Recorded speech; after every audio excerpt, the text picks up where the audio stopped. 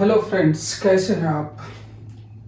Previous video में हमने पढ़ा था कि नंबर सिस्टम का इतिहास क्या है, नंबर सिस्टम है क्या। नंबर लाइंस पे नंबर्स को हमने समझा था। हमने समझा था कि इंटीजर्स पूर्णांक संख्या क्या है, हमने समझा था कि नेचुरल नंबर क्या है, हमने समझा था इवन नंबर, ऑड नंबर, हमने प्राइम नंबर्स को समझा था। हमने को प्राइम्स को नहीं समझा है, को प्राइम्स को हम अभी पढ़ेंगे। कंपोजिट नंबर्स को हमने पढ़ा था, हमने रैशनल नंबर्स को पढ़ा था। रैशनल नंबर के कॉन्सेप्ट में हमने देखा था कि थोड़ा सा रैशनल नंबर लास्ट था, तो उसको रिकैप करेंगे अभी। कि कोई भी नंबर जो p बाई क्यू के फॉर्म में हो, p और q पूर्णांक संख्या हो, p और q, फर्स्ट कंडीशन था कि नंबर p बाई क्यू के फॉर्म में हो। सेकेंड कंडीशन था कि p और q पूर्णांक संख्या हो।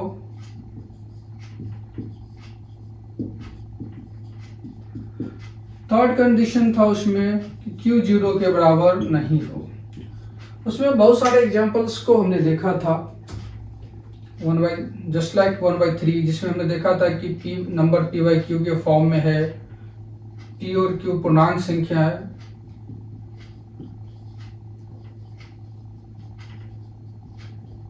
q 0 के बराबर नहीं है। उसमें एक कॉम्प्लिकेटेड पार्ट को हमने देखा था कि ये बेसिक कॉन्सेप्ट तो सही है कि नंबर p बटा q के फॉर्म में हो, p और q पूर्णांक संख्या हो, q 0 के बराबर नहीं हो। लेकिन जब दशमलव की बात करते हैं हम, तो दशमलव में भी हमने देखा था कि कैसे दशमलव वाले नंबर्स भी परिमेय संख्या होते हैं। मीन्स फॉर एग्जांपल 1/2 को जब हम सॉल्व करते 1.2 जब 1.2 को हम सॉल्व करते हैं तो इसको 12/10 मीन्स 2 6 12, 2 5 10, 6/5 6/5, ये p बाई क्यू के फॉर्म में है। p और q यहाँ पे पूर्णांक संख्या है, q 0 के बराबर नहीं है, तीनों कंडीशंस को फुलफिल करता है, तो ये परिमेय संख्या। इसमें हमने एक और देखा था 1.2 इनफाइनाइट तक चला जा रहा है। इसमें हम क्या देख रहे हैं, एक नंबर 2 लगातार रिपीट करता जा रहा है। तो इसमें डेसिमल तो है लेकिन ये रिपीट हो रहा है, रिपीटेडली आ रहा है, तो इसको 1.2 रखे। जिसको हमने बोला था कि अगर इसको आप सॉल्व करते हो तो सिंपल सी बात है 1 + 2/9, जो इसको सॉल्व करने का मेथड है। तो अगर इसको आप सॉल्व करोगे तो 9 + 2 11/9, ये भी p बाई क्यू के फॉर्म में आ रहा है। p और q यहाँ पे भी पूर्णांक संख्या है। पूर्णांक संख्या की डेफिनेशन में हमने नंबर लाइन पर समझा था। एक छोटा सा रिकैप यहाँ भी देखेंगे कि इधर पॉजिटिव है, इधर नेगेटिव है, इधर बढ़ेंगे दाएं साइड में तो 1 2 3 इनफाइनाइट तक चला जाएगा, -1 -2 -3।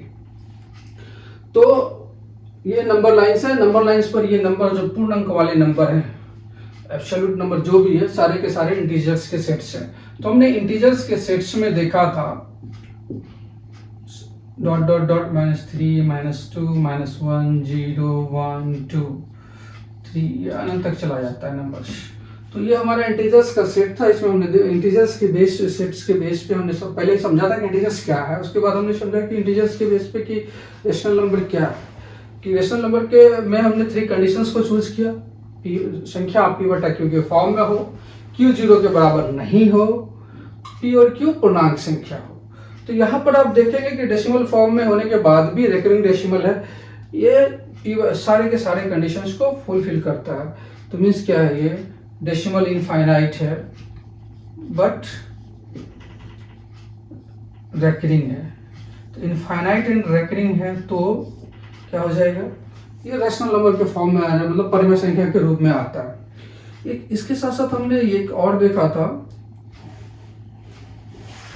जैसे 2 3 4 5 2 2 2 2 2 2 2 2 2 ऐसे चला गया। इसमें भी देखते हैं कि एक तरह से इम्प्योर रेकरिंग बोलते हैं। इस तरह के नंबर्स को भी अगर आप जब सॉल्व करोगे तो आप ये p बाई क्यू के फॉर्म में आएगा, एग्जैक्ट p बाई क्यू। अगर जब इसको रेकरिंग में आप लिखोगे 1.2345 रेकरिंग, इस तरह के भी नंबर्स अगर आ रहे हैं जिसको कि हम इम्प्योर रेकरिंग बोलते हैं, इसको जब आप सॉल्व करेंगे तो ये भी p बट्टा q के फॉर्म में आता है, जहां पर p और q 0 के बराबर पी और क्यू पूर्णांक संख्या है और क्यू जीरो के बराबर नहीं, सारे कंडीशंस को फुलफिल करता है। तो ये इम्प्योर रेकरिंग वाला हिस्सा भी दशमलव में आपका जब कोई नंबर लिखा हुआ है तो रेशनल नंबर के फॉर्म में आता है, पी बटा क्यू परिमेय संख्या के फॉर्म में आता है और इसको हम परिमेय संख्या बोलते भी हैं। तो हमने अभी रिकैप देखा परिमेय संख्या का, कोई संख्या जो पी बटा क्यू के रूप में हो, पी और क्यू पूर्णांक संख्या हो, क्यू जीरो के बराबर नहीं हो, वो परिमेय संख्या होगा। इवन हमने दशमलव वाले संख्याओं में भी देखा कि उनको सॉल्व करने के बाद दशमलव के कौन कौन सा कंडीशन है जहां पर वो परिमेय संख्या के रूप में आते हैं। तो हमने देखा कि परिमेय संख्या का ये एक बेसिक कॉन्सेप्ट है, जिससे फर्दर जब हम क्वेश्चंस को सॉल्व करेंगे, क्वेश्चंस को सॉल्व करते हुए हमें इसे याद रखना पड़ेगा, समझना पड़ेगा, क्योंकि आगे जब आप क्वेश्चंस को सॉल्व कर रहे होते हैं तो सारे कॉन्सेप्ट यूज होते हैं। तो अभी हमने बात किया कि तो परिमेय संख्या क्या थी। अब नेक्स्ट हम बात करेंगे अपरिमेय संख्या।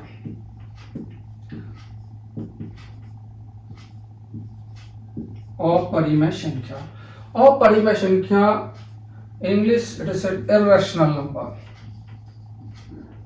Irrational number. अब इसका एक सीधा सा कॉन्सेप्ट है कि अगर संख्या परिमेय नहीं है तो वो अपरिमेय है। परिमेय कब नहीं होगा? जब परिमेय संख्या का तीन कंडीशन है, पी बाई क्यू के रूप में हो, पी और क्यू पूर्णांक संख्या हो, क्यू जीरो के बराबर ना हो। किसी तीन में से कोई एक भी कंडीशंस अगर फुलफिल नहीं करता है कोई भी नंबर, तो वो परिमेय संख्या नहीं होगा। जैसे फॉर एग्जाम्पल 1/√2,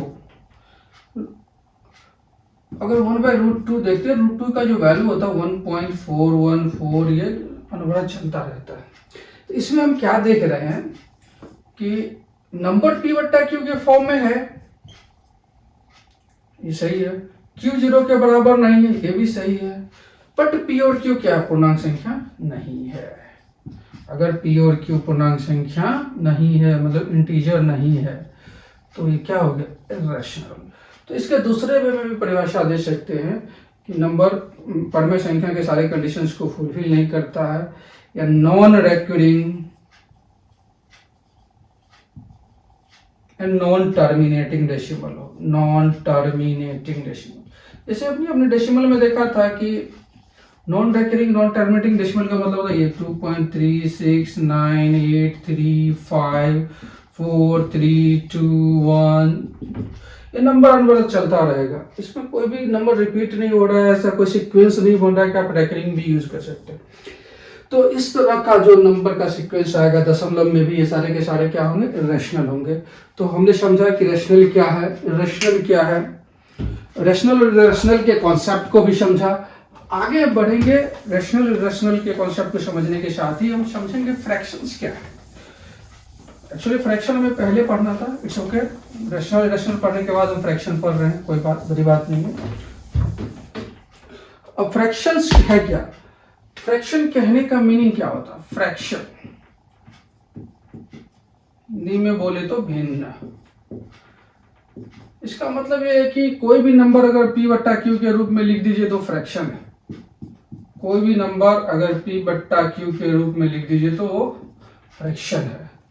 अगर जैसे हम नेचुरल नंबर हमने पढ़ा था कि गिनती की संख्या है, गिनती की संख्या क्या है? 1 2 3 4 5, सब संख्या के हर में मीन्स कि डिनोमिनेटर में एक छुपा हुआ है, तो मतलब सारा का सारा नेचुरल नंबर क्या हो जाएगा? फ्रैक्शन हो जाएगा, क्योंकि p बट्टा क्यू के रूप में है।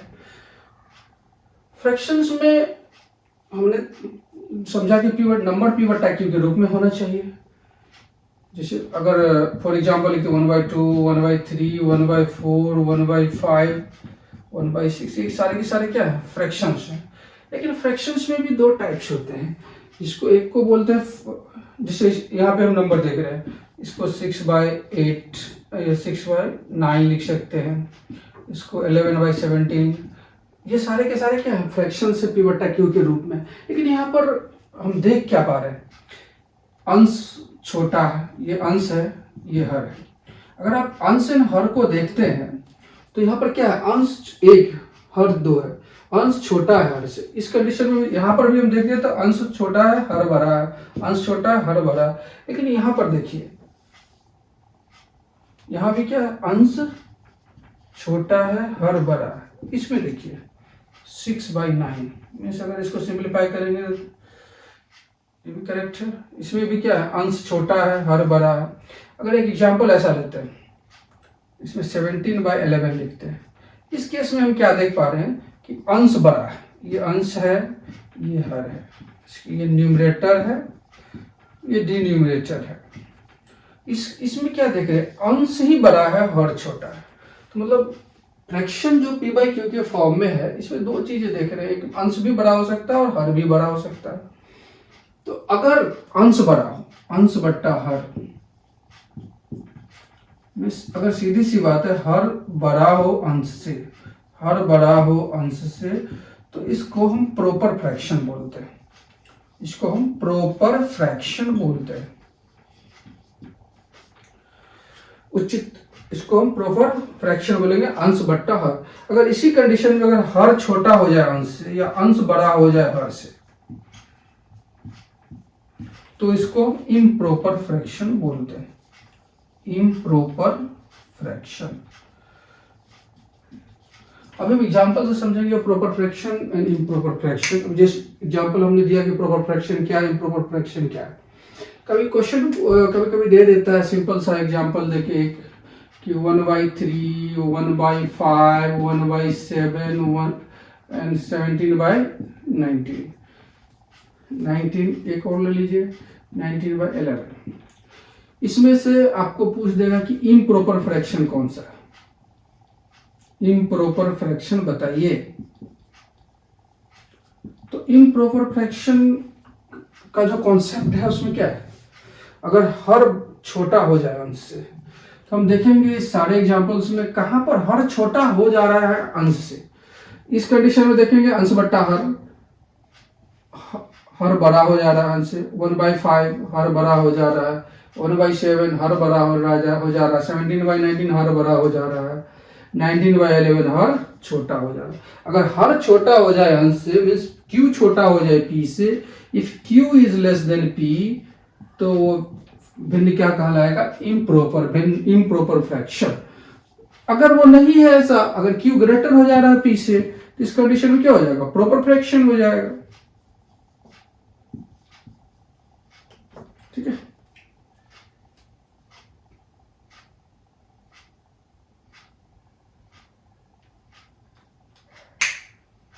if q is greater than p, then ये प्रॉपर फ्रैक्शन हो जाएगा।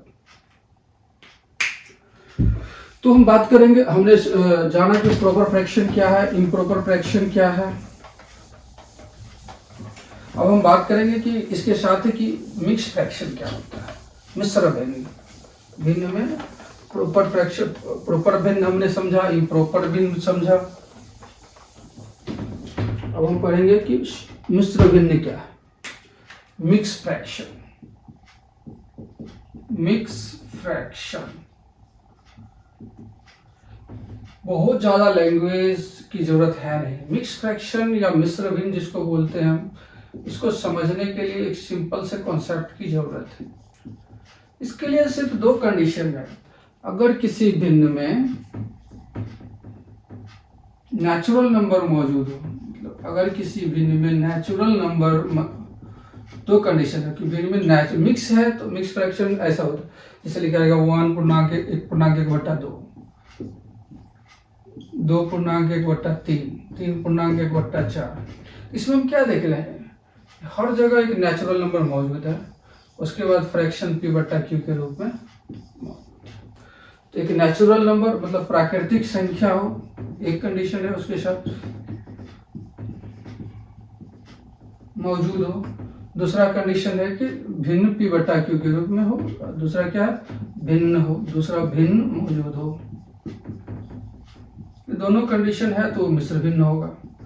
मिश्र भिन्न बहुत ही साधारण है, जैसे 2.1/5, 6.1/7, 7.1/8, 8.1/9। इसको ऐसे भी लिख सकते हैं 2 + 1/5, 6 + 1/7, 7 + 1/8, 8 + 1/9। सॉल्व करना भी इजी है। मिश्र भिन्न को अगर भिन्न में बदलना है, इस पूर्णांक को निकालना है बाहर, तो सीधा ऐड करिए। एडिशन जो मेथड है वो यूज कर सकते हैं, या इसके शॉर्टकट के लिए एक और तरीका है, सीधा मतलब 2 इंटू 5 प्लस 1/5 कर सकते हैं। इसको 6 इंटू 7 प्लस 1/7, 7 इंटू 8 प्लस 1/8। तो इस तरीके से इसको सॉल्व कर सकते हैं। ये पूर्ण रूप से भिन्न के रूप में भी बटा क्यू के रूप में आ जाएगा मिक्स फ्रैक्शन।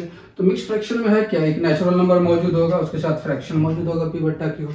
सिंपल सा कॉन्सेप्ट है मिक्स फ्रैक्शन का। तो हमने अभी समझा कि फ्रैक्शन क्या है, प्रॉपर फ्रैक्शन क्या है, इम्प्रॉपर फ्रैक्शन क्या है, मिक्स फ्रैक्शन क्या है। इसके साथ ही हम आगे बढ़ेंगे, इसमें एक कॉन्सेप्ट को समझेंगे। जब हमने पढ़ा था प्राइम नंबर के डेफिनेशन में हमने क्या देखा था, प्राइम नंबर के डेफिनेशन में हमने देखा था कि वह संख्या जिसके केवल 2 गुणनखंड हो। केवल 2 गुणनखंड कब होगा, जैसे 2 है, 1 और 2 इसके गुणनखंड देते हैं, तो केवल 2 गुणनखंड है, तो ये क्या प्राइम नंबर है।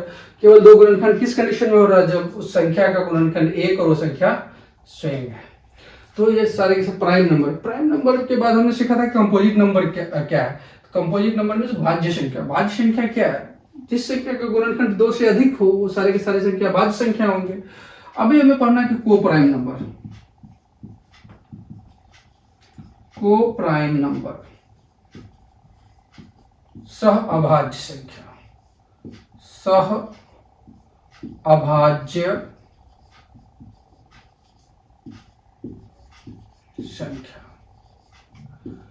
ये सहअभाज्य संख्या को प्राइम नंबर क्या है, इसका सिंपल सा डेफिनेशन है, कोई भी दो नंबर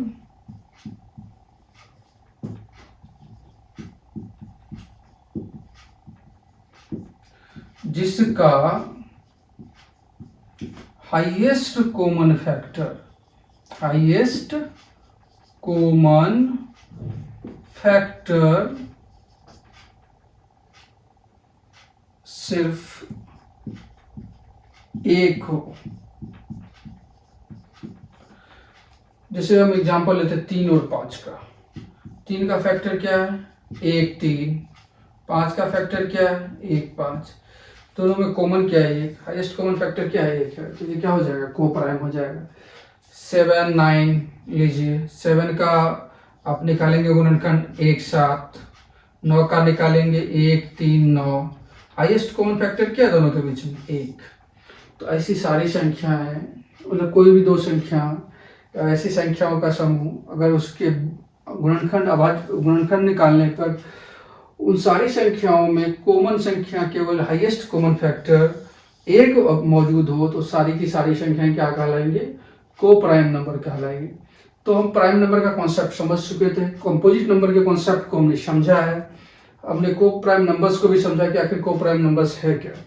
को प्राइम नंबर्स को समझने के साथ ही हम आगे बढ़ेंगे। हम यहाँ से समझेंगे कि अभाज्य गुणनखंड से आगे बढ़ते हुए अभाज्य गुणनखंड में देखेंगे कि इवन फैक्टर कैसे निकालते हैं, ऑड फैक्टर्स कैसे निकालते हैं, सम ऑफ इवन फैक्टर्स कैसे निकालते हैं, सम ऑफ ऑड फैक्टर्स कैसे निकालते हैं, फैक्टर्स है क्या, मल्टीपल्स है क्या। तो इस चीज में हम सबसे पहले समझेंगे फैक्टर्स एंड मल्टीपल। फैक्टर्स क्या है and multiples. Factors and multiples. Factors बोले तो गुणनखंड, या इसको अपवर्तक भी बोलते हैं, अपवर्तक। और इसको बोलेंगे अपवर्त्य। मल्टीपल्स बोले तो अपवर्त्य। तो आज हमें समझना है कि अपवर्तक और अपवर्त्य है क्या। तो सबसे पहले अपवर्तक और अपवर्त्य, जैसे हम किसी संख्या के लिखते हैं 6 के लिए, अगर इसका गुणनखंड लिखना है तो नॉर्मल में हम लिखते हैं कि 1 है, इसका गुणनखंड 2 भी है, इसका गुणनखंड 3 भी है और 6 भी है। ठीक है, तो ये सारे इसके गुणनखंड है। इसको गुणनखंड या अपवर्तक भी बोलते हैं। ठीक है, इसी जगह हम अगर 6 के लिए एक और यूज करते 6, 6 दूनी 12, 6 त्रिक 18, 6 चौके 24, ये अनवरत चलता रहेगा। तो ये क्या है, 6 का मल्टीपल है। ये अब जो देख रहे हैं 6 का मल्टीपल है, अपवर्त है। तो यहाँ पर हम क्या समझ रहे हैं कि ये जो 6 के गुणनखंड है, मतलब जिस संख्या से 6 में भाग लग जाए वो सारे के सारे 6 के अपवर्तक होंगे या फैक्टर्स होंगे। अगर 6 के जो मल्टीपल में है, 6, 6 कम 6, 6 दूनी 12, 6 त्रिक 18, for any number it will be like this. तो ये सारे के सारे क्या होंगे, अपवर्त कहलाएंगे। और अब तो हम क्या देख रहे हैं, अपवर्त जो भी है 6 के गुणक है, 6 कम 6, 6 दूनी 12, मतलब 6 उसके गुणक के रूप में मौजूद है। 6 का 2 टाइम्स क्या होगा, 6 का 3 टाइम्स क्या होगा, 6 का 4 टाइम्स क्या होगा, 6 का 6 पाँचे क्या होगा, 6 का क्या होगा, 6 तो ये बढ़ता चला जाएगा, ये अनवर्त इनफाइनाइट तक चला जाएगा। 6 के गुण मतलब अपवर्त का कोई अंत है नहीं। टेबल जब हम पढ़ते हैं 6 का तो 10 तक का ही टेबल पढ़ते हैं, 10 तक का ही अपवर्त पढ़ते हैं, मतलब उसके बाद भी हम आगे बढ़ते चले जाते हैं, इसका कोई अंत नहीं है। मतलब आप काउंट करते चले जाएंगे, ये मल्टीपल हो जाएगा। तो हम अपवर्तक और अपवर्त में जो सबसे बड़ा डिफरेंस क्या देखें, अपवर्तक की संख्या निश्चित है, अपवर्तक की संख्या निश्चित है।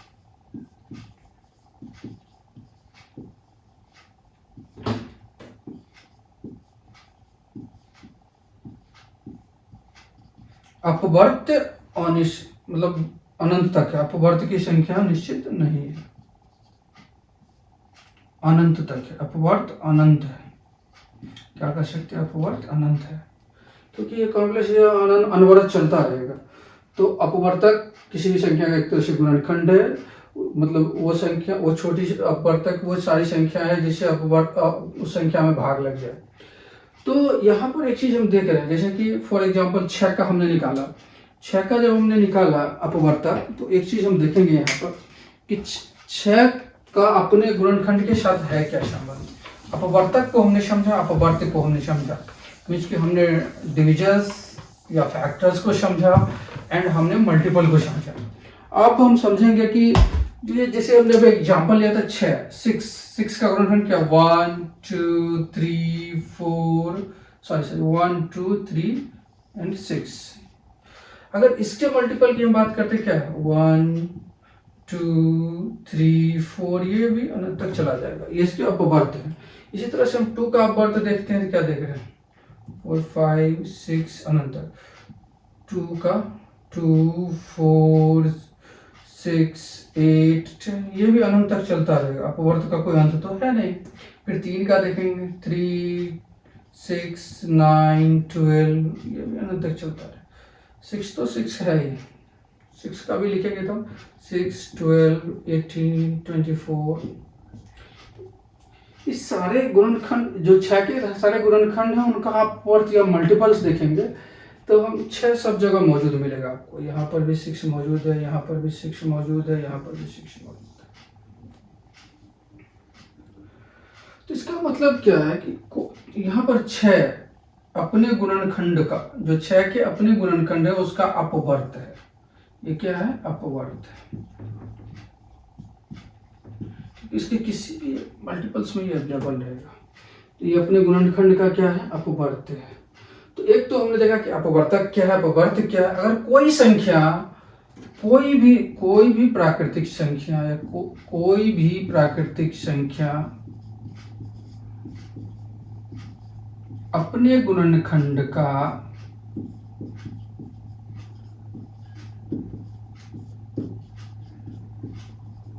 अपवर्त होती है,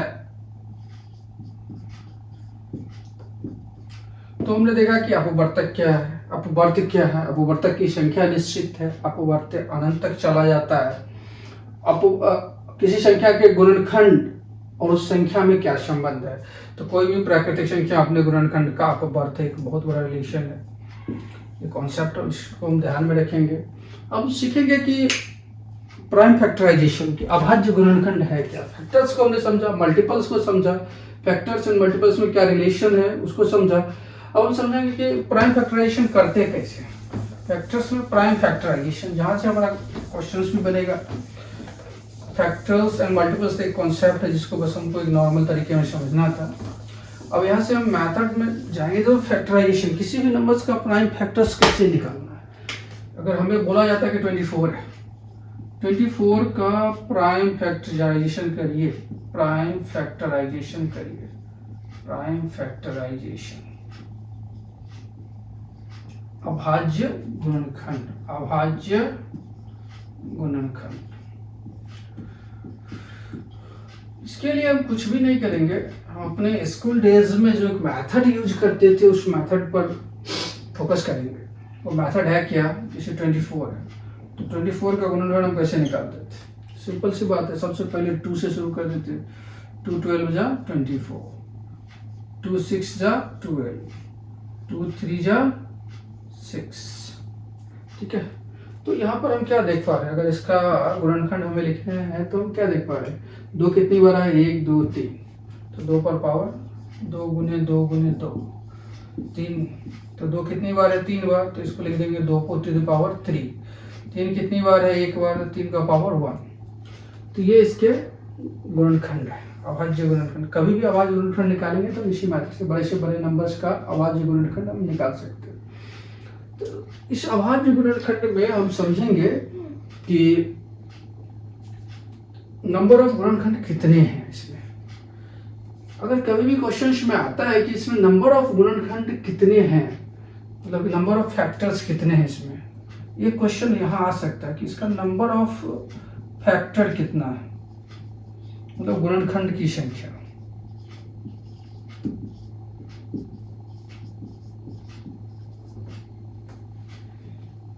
दूसरा क्वेश्चन यहाँ पर यह भी बन सकता है कि नंबर ऑफ इवन फैक्टर कितने हैं, नंबर ऑफ इवन फैक्टर मतलब सम गुणनखंडों की संख्या।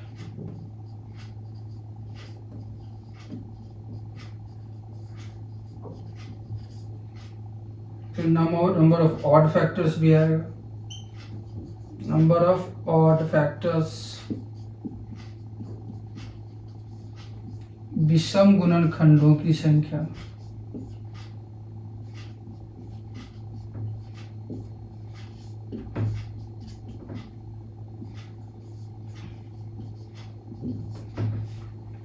तो number of factors, number of even factor, number of odd factors. तो इसका बहुत ही सिंपल कॉन्सेप्ट है। अगर हमें कोई पूछता है कि नंबर ऑफ फैक्टर कितने हैं, तो हम देखेंगे कि जब अभाज्य गुणनखंड खड़े कर रहे हैं तो किस नंबर्स पे कितने पावर्स। सिंपल करना है, पावर्स में 1 जोड़ना है सारे पावर्स में और मल्टीप्लाई कर देना। इसमें 2 का पावर 3 है, 3 में 1 ऐड करेंगे तो 4, 1 में 1 ऐड करेंगे 2, तो 4 दूनी 8। कुल गुणनखंड कितना होगा, 8। कुल गुणनखंड 8।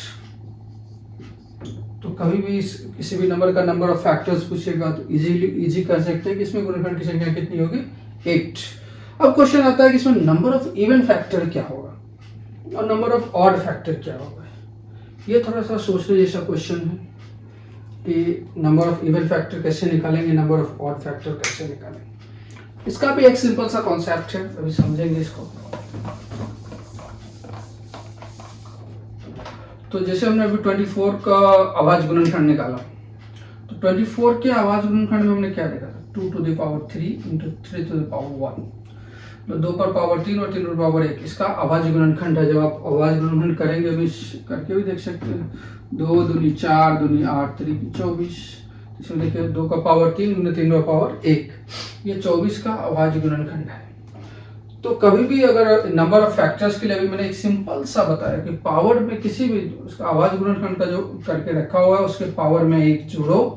हाँ, हमेशा ध्यान रहे कि गुणनखंड अभाज्य गुणनखंड होना चाहिए। इसके लिए आपको अभाज्य संख्या का परिभाषा जानना है। तो ऑलरेडी हमने पिछले वीडियो में बताया है कि अभाज्य संख्या क्या है। वैसी संख्या है जिसके 2 और केवल 2 गुणनखंड है। तो जैसे 2 है, 2 का केवल 1 और 2 2 ही गुणनखंड है, 3 है तो 3 का केवल। हमेशा ध्यान रखना है कि फैक्टराइजेशन जो होना चाहिए वो प्राइम फैक्टराइजेशन होना चाहिए। गुणनखंड हमेशा एक अभाज्य गुणनखंड के रूप में हो। तो इसमें अगर कुल गुणनखंडों की संख्या निकालनी है तो बहुत ही सिंपल सा इसका तरीका है। इसमें 1 जोड़ेंगे 3 1 4, इसमें 1 जोड़ेंगे 1 1 2 4, इसको 4 गुने 2 कर देंगे 8। कोई भी नंबर है उसको बस ऊपर ऐड करते हुए कुल गुणन। अब मैंने क्वेश्चन किया था कि इवन इसमें सम फैक्टर कितने हैं। तो इससे पहले एक कॉन्सेप्ट को ध्यान में रखना है कि सम संख्या और विषम संख्या। तो सम संख्या जब मैंने आपको प्रीवियस वीडियो में पढ़ाया था कि वैसी संख्या है जिसमें 2 से पूरा भाग लग जाए वो सम संख्या है, जिसमें 2 से पूरा भाग ना लगे विषम संख्या है। उसके साथ साथ मैंने प्रॉपर्टीज में बताया था कि अगर किसी संख्या के इकाई स्थान पर 0, 2, 4, 6, 8 में से कोई अंक हो तो वो संख्या सम संख्या होगी। अगर किसी संख्या के इकाई स्थान पर 1, 3, 5, 7, 9 में से कोई अंक हो तो वो संख्या विषम संख्या होगी। इसके साथ साथ एक कॉन्सेप्ट को ध्यान रखिएगा। इसके लिए हम छोटा सा एग्जांपल लेते हैं, ठीक है। Number of even factor, number of odd factor मैं अभी इसमें बताऊंगा। इससे पहले एक कॉन्सेप्ट को हम ध्यान में रखेंगे कि इवन ऑड करने, क्योंकि ये क्वेश्चंस बनाने में आपको आसानी होगी। कैसे आसानी होगी आप देखिएगा। तो एक कॉन्सेप्ट है जैसे 2 × 3 × 5। कभी भी इसको मल्टीप्लाई, अगर किसी भी संख्या के गुणनखंड में, जब हमने आपको सम संख्या का कॉन्सेप्ट बताया था तो ये भी बताया था, अगर किसी संख्या के गुणनखंड में 2 की मौजूदगी हो तो पूरी की पूरी संख्या सम संख्या हो जाती है। यहाँ पर भी आप देख पा रहे हैं कि ये पूरी की पूरी संख्या क्या हो जाएगी, सम संख्या हो जाएगी। अगर इस गुणनखंड को देखें तो हमें निकालना क्या है, इवन फैक्टर। हमें निकालना इवन फैक्टर, सम गुणनखंड। तो सम गुणनखंड निकालने के लिए कॉन्सेप्ट का हम यूज कर सकते हैं। अगर इसमें से विषम गुणनखंड को निकाल दिया तो कुल गुणनखंड हमारे पास कितना है, 8। अगर हम इसमें से विषम गुणनखंड को निकालेंगे तो इसका मतलब है कि किसी भी संख्या के अगर गुणनखंड में सम संख्या की मौजूदगी है तो पूरी की पूरी संख्या सम संख्या होगी। तो इसमें से अगर इसकी मौजूदगी को हम निकालते हैं तो हमारे पास एक नंबर होगा 3।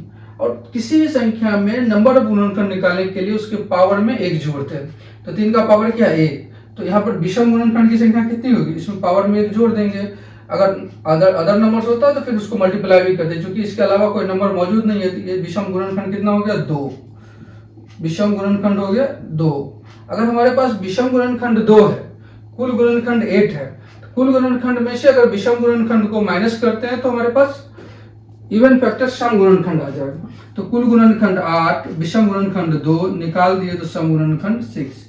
तो इस क्वेश्चन हमने 2 क्वेश्चंस लिखा था कि नंबर ऑफ गुणन, 3 क्वेश्चंस, नंबर ऑफ गुणनखंड कितना है, नंबर ऑफ ऑड फैक्टर या विषम गुणनखंड, नंबर ऑफ ऑड फैक्टर क्या है, नंबर ऑफ इवन फैक्टर क्या है।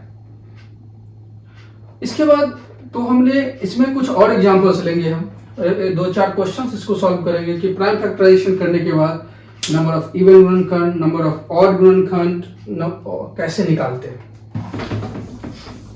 उसके बाद इसमें हम और भी क्वेश्चंस ऐड करेंगे। नंबर ऑफ प्राइम फैक्टर, कितनी अभाज्य संख्या, अभाज्य गुणनखंड कितने होंगे, अभाज्य गुणनखंडों की संख्या कितनी होगी।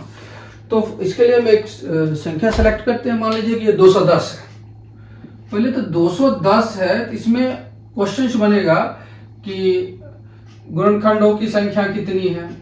गुणनखंडों की 210 में गुणनखंडों की कुल गुणनखंडों की संख्या की, कुल गुणनखंड कितने हैं, कुल गुणनखंड कितने हैं, एक क्वेश्चन बनेगा। दूसरा क्वेश्चन यहां पर बनेगा कि इसमें सम गुणनखंड कितने हैं।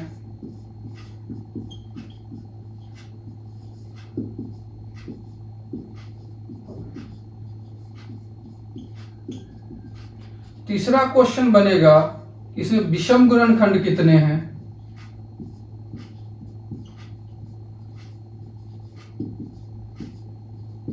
चौथा क्वेश्चन बनेगा कि कुल अभाज्य गुणनखंड की संख्या कितनी है।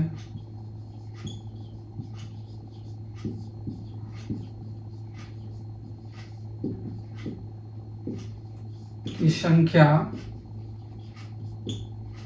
कितनी है। ये 4 क्वेश्चन पहले हम सॉल्व करेंगे, उसके बाद आगे बढ़ेंगे। सबसे पहले हम प्राइम फैक्टराइजेशन की अभी करते हैं, तो जो हमारा स्कूली मेथड है उसको प्रैक्टिस में लाएंगे और बहुत ही आसान भी है, बहुत कुछ करने की उसके लिए हमको ज़रूरत भी नहीं पड़ती है। जैसे 2 एकम 2, 2 5 6 10, 5 1 6 3 से लग जाएगा, 3 3 9, 10 में से 9 गए, 3 5 15, 5 7 35। तो आप क्या हम देखेंगे इसका अभाज्य गुणनखंड 2 × 3 × 5 × 7, सबका पावर क्या है, 1 1 1, सब एक एक बार आया है। तो कुल गुणनखंड कितने हैं? जब हम कुल गुणनखंड क्वेश्चन 1 को सॉल्व करेंगे, कुल गुणनखंड, तो कुल गुणनखंड के लिए हमने क्या किया था, पावर में एक, सबके पावर में एक एक जोड़ते जाएंगे और मल्टीप्लाई करते जाएंगे। 1 + 1 2, 1 + 1 2 गुना 1 + 1 2, 1 + 1 2, 2 दूनी 4 दूनी 8 दूनी 16। तो कुल गुणनखंड इसका कितना होगा? 16। अब दूसरा क्वेश्चन आता है कि सम गुणनखंड कितने हैं। सम गुणनखंड निकालने के लिए हमने क्या ध्यान दिया था कि पहले हम विषम गुणनखंड निकाले थे, क्योंकि अगर किसी भी संख्या के गुणनखंड में 2 की मौजूदगी है तो पूरे के पूरे गुणनखंड को सम गुणनखंड कर देता है। अगर इसमें एक ही 2 मौजूद, अगर इस 2 को हटाते हैं कि बाद बाकी का जो गुणनखंड है सारा का सारा क्या है? विषम गुणनखंड है। 2 विषम संख्याओं का गुणनफल हमेशा ही विषम संख्या ही होता है। तो इस कंडीशन में हम इस 3 नंबर्स में देखेंगे कि नंबर ऑफ गुणनखंड कितने, गुणनखंडों की संख्या कितनी है। तो वही गुणनखंड की संख्या आपके विषम गुणनखंड की संख्या होगी, क्योंकि ये सारे के सारे नंबर विषम है। तो देखेंगे इसमें गुणनखंड संख्या निकालेंगे, फिर वही जो मेथड यूज करते हैं, 1 + 1 2, 1 + 1 2, 1 + 1 2, 2 3 6। तो विषम गुणनखंडों की संख्या क्वेश्चन नंबर 3 6। कुल गुणनखंड 16। तो सम गुणनखंड की संख्या 16 - 6 10। तो आपका क्वेश्चन 1, क्वेश्चन 2, क्वेश्चन 3 पे आएंगे। इसमें अभाज्य गुणनखंड कितने हैं? कुछ नहीं, जितने भी अभाज्य गुणनखंड हैं उनके सिंपल पावर को जोड़ देंगे। क्वेश्चन नंबर 4 है कि अगर बोलता है कि इसमें अभाज्य गुणनखंडों की कितनी संख्या है, सिंपल सी बात है, उसके पावर्स को ऐड करेंगे।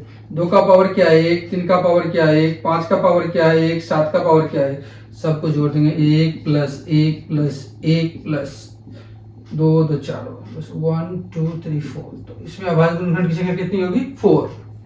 ये पूछ सकता है क्वेश्चंस, ऐसे क्वेश्चंस पूछे भी जाते हैं कि कुल कितने गुणनखंड हैं, कुल कितने सम गुणनखंड हैं, कुल कितने विषम गुणनखंड हैं, कुल कितने, ठीक है, कुल अभाज्य गुणनखंडों की संख्या कितनी है, ठीक है।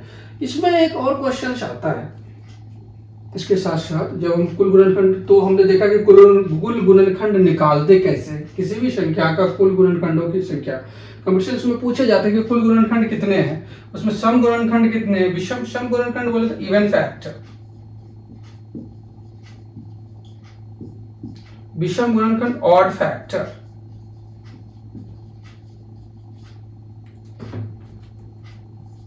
Prime factor, number of prime factor,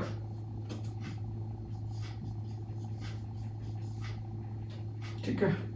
तो ये 4 क्वेश्चंस हैं। अगर किसी भी संख्या का हम गुणनखंड करते हैं, गुणनखंड करने के बाद उसके देखते हैं कि कौन सी संख्या कितनी बार आई है, उसके अकॉर्डिंग हम संख्या के में पावर्स को निर्धारित करते हैं। वो पावर्स निर्धारित करने के बाद हम क्या करते हैं, अगर कुल गुणनखंड निकालना है तो हर अभाज्य संख्या के पावर्स में कितना है उसमें 1 जोड़ते हैं और मल्टीप्लाई कर देते हैं सारे के सारे पावर्स को, एक एक जोड़ जोड़ के मल्टीप्लाई करते हैं, जैसा कि इस एग्जाम्पल में हमने किया। तो उसके बाद अगर विषम गुणनखंड निकालना है तो हम ये निर्धारित करते हैं कि सम संख्या कौन कौन सी है, उसको उस गुणनखंड में शामिल करते हैं। पहले नंबर ऑफ विषम गुणनखंड निकाल लेते हैं और नंबर ऑफ विषम गुणनखंड निकालने के बाद कुल गुणनखंड में से अगर विषम गुणनखंड को निकाल देते हैं तो हमें सम गुणनखंड की संख्या मिलती है। और उसके बाद एक क्वेश्चन आता है कि इस गुणनखंड में कितने अभाज्य गुणनखंड की संख्या कितनी है।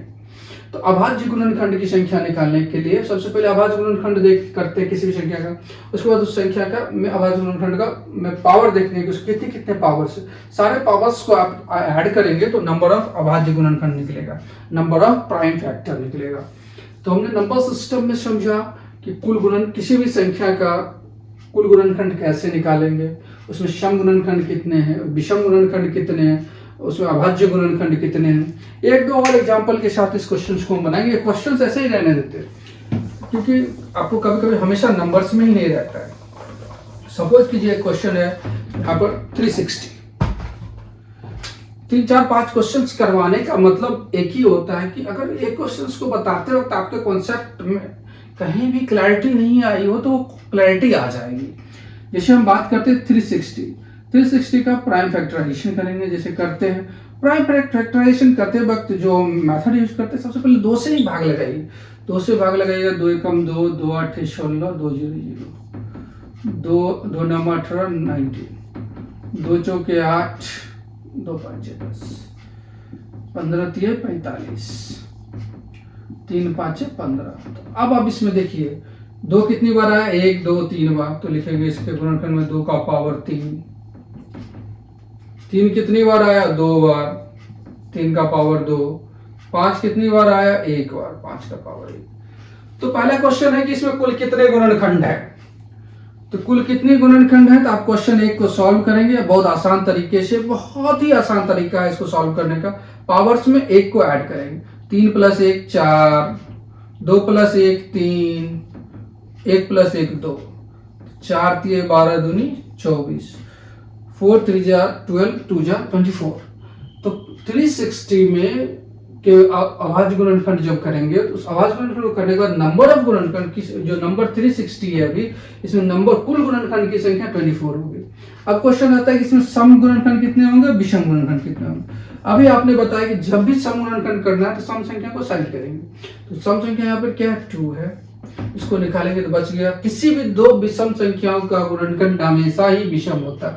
तो विषम गुणनखंड में पावर कितना, 2 2 1 3 गुना 1 1 2 6। तो कुल विषम गुणनखंड इसमें कितना आया, 6। तो सम गुणनखंड कितना आएगा, 24 - 6 18। और क्वेश्चन नंबर 4 क्या है, कुल अभाज्य गुणनखंड की संख्या कितनी होगी, तो वो भी निकालेंगे। कुल अभाज्य गुणनखंड की संख्या कितनी होगी, तो ये तो अभाज्य गुणनखंड है, तो सारे पावर्स को क्या करेंगे, ऐड करेंगे। 3 + 2 + 1, 3 2 5 1 6। तो कुल अभाज्य गुणनखंड कितना होगा, 6।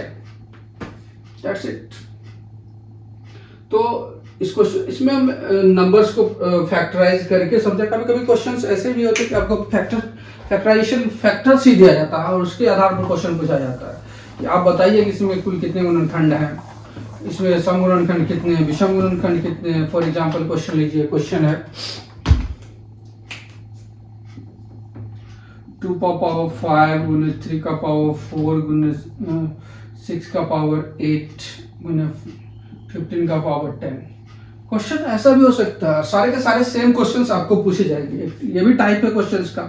तो देखिए इसको सॉल्व करने के लिए क्या करेंगे कि जो नंबर प्राइम फॉर्म में नहीं है, मतलब अभाज्य गुणनखंड में नहीं है, सबसे पहले उसको अभाज्य गुणनखंड में ले जाएंगे, अभाज्य गुणनखंड में तोड़ेंगे। तो अभाज्य गुणनखंड में जब इनको तोड़ देंगे, तोड़ने के बाद फिर हम उसका देखेंगे सेम नंबर से कितने पावर्स है, उसको ऐड करेंगे पावर्स को, तब जाके इसको एक सिंप्लीफाइड फॉर्म में ले जाएंगे। देखिए जैसे ये 2 का पावर 5 सही है, 3 का पावर 4 सही है। 6 को अगर प्राइम इसका अभाज्य गुणनखंड करेंगे 2 का पावर 8 गुना 3 का पावर 8 लिख सकते हैं, क्योंकि इसको 2 3 6 लिखेंगे, 2 गुने 3 का पावर 8 होगा। अगर कोई संख्या a गुने b to the power m हो तो उसको हम a to the power m into b to the power m लिख सकते हैं, कोई प्रॉब्लम नहीं है। तो सिमिलर वे में इसको हमने 2 इंटू 3 के पावर 8 को 2 to the power 8 plus 3 to the power 8 हमने लिखा है। इसी प्रकार हम इसको लिखेंगे, 15 को लिखते हैं तो 3 इंटू 5 टू द पावर 10 होगा। तो अगर सेम फॉर्म में a इंटू बी का पावर m है तो इसको a पर पावर m इंटू b पर पावर m के फॉर्म में लिख सकते हैं। तो इसको भी हम 3 to the power 10 into 5 to the power 10 लिखेंगे। अब देखेंगे कि सेम बेस वाले नंबर्स जो भी है उनके पावर्स को ऐड करेंगे, ये और ये same base 2 to the power 5 to the power 8 तो 5 plus 8 13, 2 to the power 13 into 3 का पावर 4, 3 का पावर 8, 3 का पावर 10, 4 8 12 10 22, 3 का पावर 22। अगर बेस समान है तो पावर ऐड हो जाएगा। कहने का मतलब ये है कि a to the power m into a to the power n equal to a पर पावर m प्लस n। उसी फॉर्म को फॉलो करते हुए हमने इसको बनाया अभी। तो 2 का पावर 13, 3 का पावर 22, 3 का पावर 22 ऐसे होगा 4 प्लस 8 12 10 22। अब एक नंबर बच गया 5, ये 5 का पावर 10।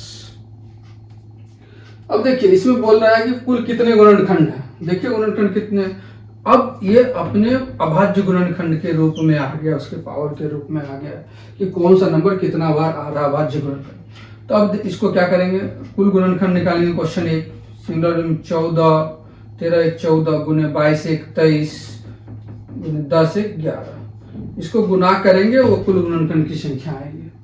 इसमें अब सम गुणनखंड कितना आएगा, विषम गुणनखंड कितना आएगा।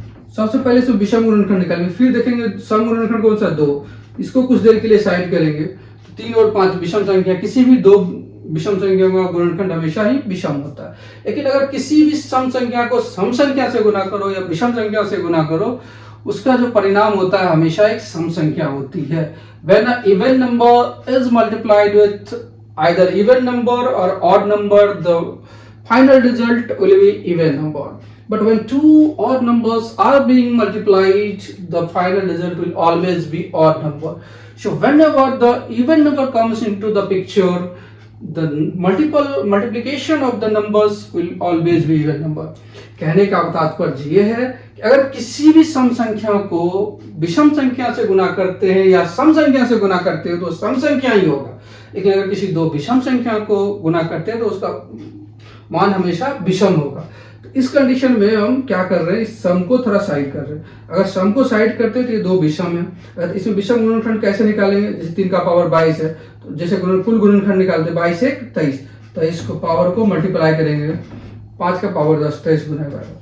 अगर कुल गुणनखंड में से मीन्स इसको निकाल देंगे, 14 गुना 23 गुना 11 माइनस 23 गुना 11 करेंगे, ठीक है।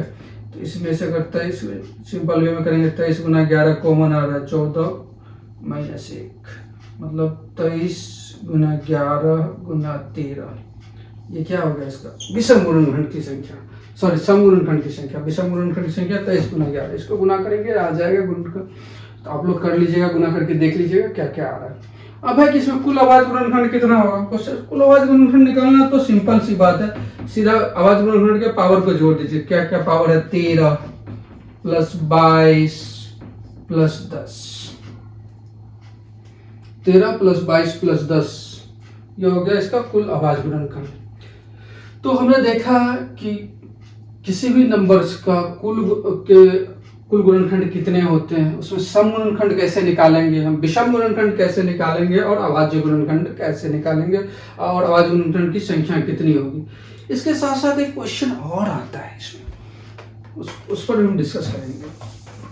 और मैथमेटिक्स में कॉन्सेप्ट को समझने की जरूरत है, और कॉन्सेप्ट बहुत ही आसान होता है मैथ में, ऐसा कुछ कॉम्प्लिकेशन होते ही नहीं है, बस उसको समझने की जरूरत है। अगर चीज़ों को आप एक बार समझते हैं तो भूलते भी नहीं है, लाइफ टाइम आपको याद रहता है।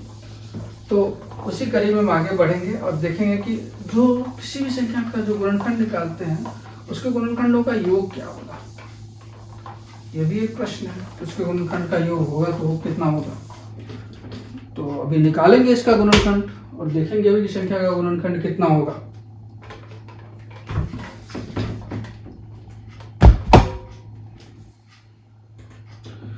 जैसे कोई संख्या है, अभी हमने बात किया था 24 लेते हैं, 24 का गुणनखंड निकालेंगे। आवाज गुणनखंड तो निकालने आता है, एकदम इजी वे में निकालेंगे।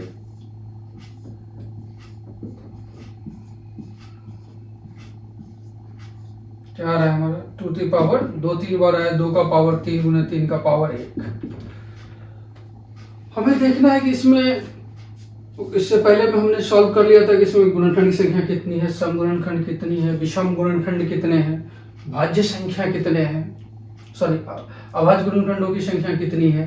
अब हम बात करेंगे इसमें कि गुणनखंडों का कुल गुणनखंड का योग कितना होगा। तो इसका एक सिंपल सा कॉन्सेप्ट, अगर किसी संख्या का गुणनखंड, कोई भी नंबर मान लीजिए n है, सॉरी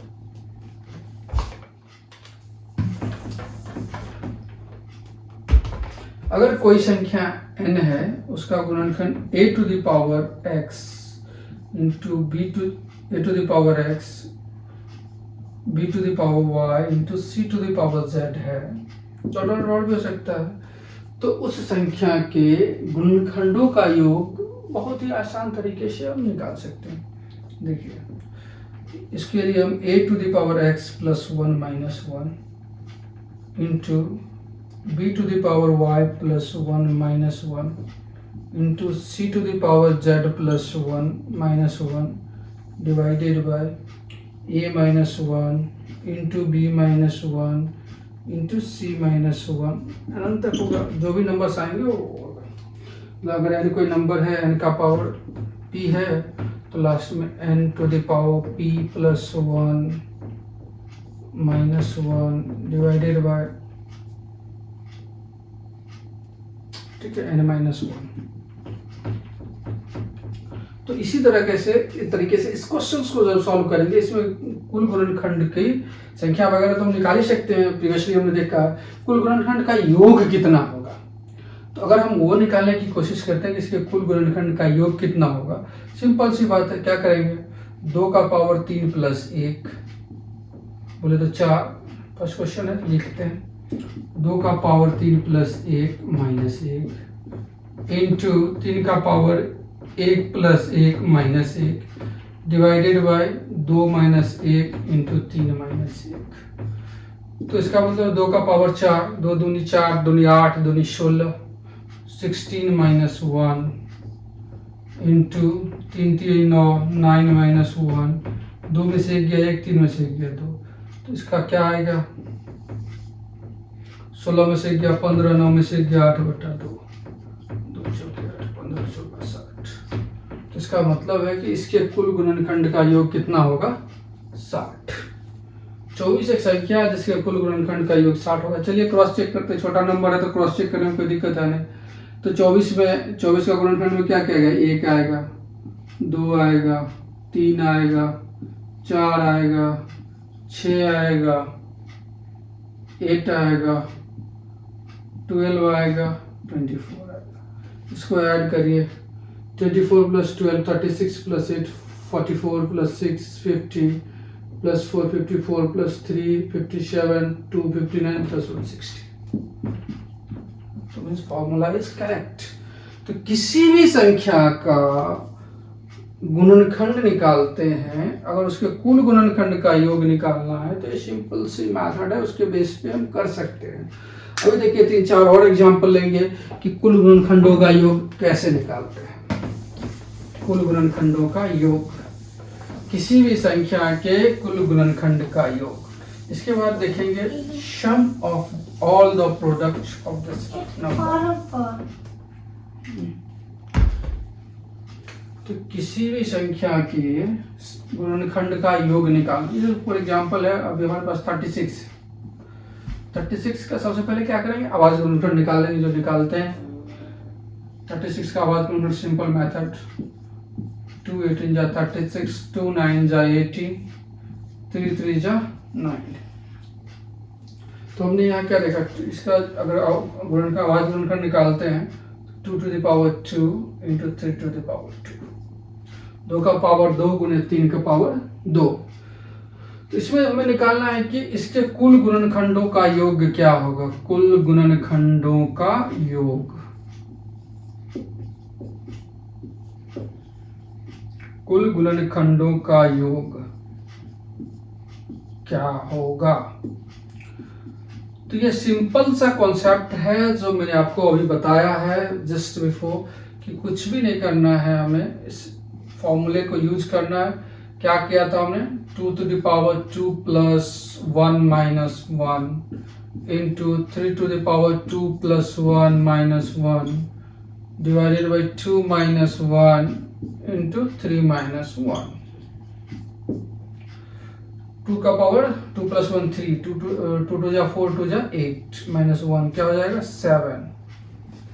3 का पावर 3, 3 3 9 3 27 minus 1 26, 2 में से 1 गया 1, 3 में से 1 गया 2, 13 7 91। तो क्लियर हो गया कि इसके कुल गुणनखंडों का योग क्या होगा 91। क्रॉस चेक करते, छोटा नंबर है क्रॉस चेक कर सकते, बड़ा नंबर में तो काफी टाइम लगेगा आपको। जस्ट क्रॉस चेक की जो मेथड यूज कर रहे हैं और बहुत ही सिंपल मेथड है, यही आपका ट्रिक भी है, हम यूज सिंपलेस्ट वे, इससे सिंपलेस्ट वे हो नहीं सकता है। जस्ट अपने माइंड का यूज करना है, एग्जाम्स में काफी क्वेश्चंस आते हैं इससे रिलेटेड, और ये कॉन्सेप्ट आपको होना जरूरी है। जैसे आप 36 का हम लेते हैं, इसका गुणनखंड 1 भी होगा, 2 भी होगा, 3 भी होगा, 4 भी होगा, 6 भी होगा, 9 भी होगा, 18 भी होगा, 9 के बाद 12 भी होगा, 12 के बाद इसका 18 भी होगा और 36 भी होगा। तो जब आप इस नंबर को ऐड करेंगे 36 18 54 54 10 64 2 66 66 9 75 6 81 4 85 3 88 2 90 1 91। मतलब हमारा फॉर्मूला 100% करेक्ट है, हमारा मेथड 100% करेक्ट है। तो कुल गुणनखंडों का योग बहुत ही आसान तरीके से आप निकाल सकते हैं। अभी मैं आपको 4-5 क्वेश्चंस बोर्ड पे लिख के देता हूँ, आप इसको सॉल्व करिए, इसका आंसर कमेंट बॉक्स में बताइए कि, और 4-5 जो क्वेश्चंस लिखेंगे इसके हम 4-5 जो भी मैंने अभी टाइप्स बताए हैं आपको, आवाज गुणनखंड में गुणनखंडों की संख्या कितनी होगी, सम गुणनखंडों की संख्या कितनी होगी, विषम गुणनखंडों की संख्या कितनी होगी, कुल अभाज्य गुणनखंड कितने होंगे, कुल गुणनखंडों का योग कितना होगा। तो ये 5 क्वेश्चंस आपको बनाने हैं। तो मैं एक सीरीज से क्वेश्चंस लिखता हूँ, इधर क्वेश्चंस देता हूँ, क्या क्या बनाने हैं वो आपने बनाने होंगे। 2 का पावर 3 गुने 5 का पावर 4 गुने 10 का पावर 3 गुने 6 का पावर 9। इसमें आपको क्वेश्चन है आपके लिए, कुल गुणनखंड की संख्या कितनी है, आप निकालिए। कुल गुणनखंड की संख्या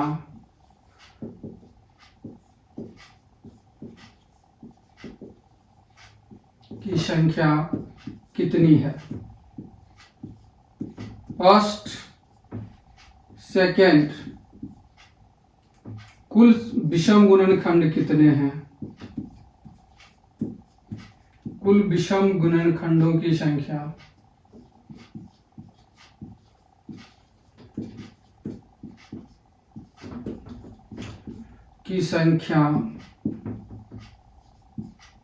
कितनी है। बहुत ही साधारण तरीके से मैंने समझाया है, बस उसको फॉलो करना है। कुल सम गुणनखंडों की संख्या कितनी है,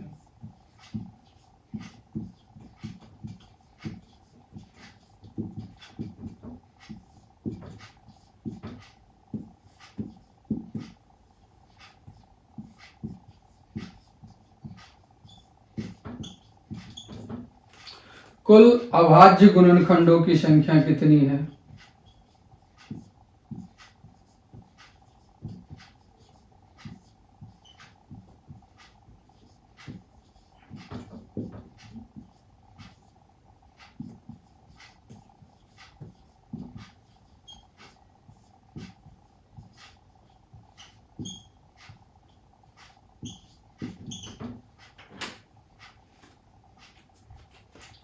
कुल गुणनखंडों का योग कितना, कुल गुणनखंडों का योग कितना है। तो आप यहां पर देखेंगे कि जो क्वेश्चंस आज हमने डिस्कस किया है कि कुल गुणनखंड की संख्या कितनी है, कुल विषम गुणनखंडों की संख्या कितनी है, कुल सम गुणनखंडों की संख्या कितनी है, कुल अभाज्य गुणनखंडों की संख्या कितनी है, कुल गुणनखंडों का योग कितना है। ये 5 क्वेश्चन सॉल्व करने हैं आप लोगों को। मैं ये क्वेश्चंस डाल रहा हूँ। सेकंड क्वेश्चन है 3 to the power 5, 4 to the power 3, 6 to the power 9। Third question है आपका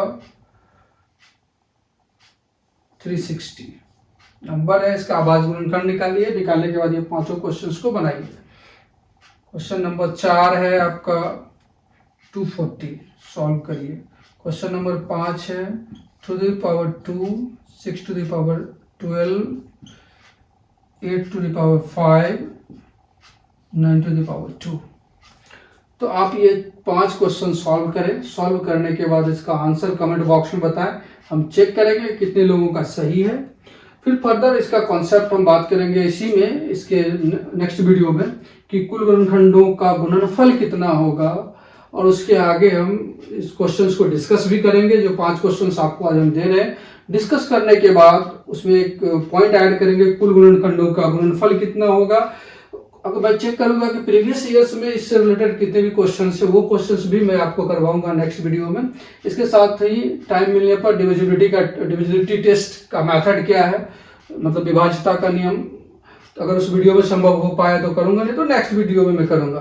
पहले आप इन क्वेश्चंस को सॉल्व करें, सॉल्व करने के बाद आंसर बताएं, कमेंट बॉक्स में आंसर लिखें, यूट्यूब पर हमें सब्सक्राइब करें। अगर आपको वीडियो देखने में, वीडियो समझने में, किसी भी कॉन्सेप्ट को समझने में, या कहीं पे मैंने मिस्टेक से उल्टा बोल दिया हो ऐसा लगे तो कमेंट में लिखें, उसको मैं एडिट करूंगा। Learning and teaching both go simultaneous in life and for me also this is the same। तो हम पढ़ाते हैं, हम सीखते हैं, हम गलतियां भी करते हैं। तो आप कमेंट में बताएं अगर कहीं पे आपको लग रहा है कुछ गलती है तो हम उसमें सुधार भी करेंगे। तब तक के लिए धन्यवाद। इन प्रश्नों को हल कीजिए, कमेंट बॉक्स में लिखिए, यूट्यूब चैनल को सब्सक्राइब कीजिए। Thank you.